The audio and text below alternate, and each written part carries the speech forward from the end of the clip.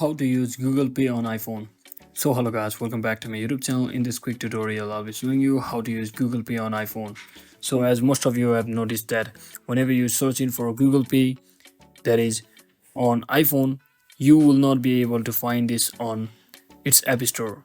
So in that case, what you need to do is just head over to your any of your favorite browser and simply search in for Google Pay or pay.google.com. So you will land on this page over here and just click on this set up Google Pay from over here. And once you click on it, you basically have to provide your details such as your payment details, whether you use credit card or debit card. You can just tap on this add payment method. So from over here, basically simply enter your all of your card number details as well as your billing address and click on save. And just like that, once you transfer your data from your Android device to this section over here, you will be successfully able to pay using Google Pay on iPhone. So that is it for today guys. I hope this video was helpful. If it was, don't forget to like and subscribe to the channel. See you on the next one.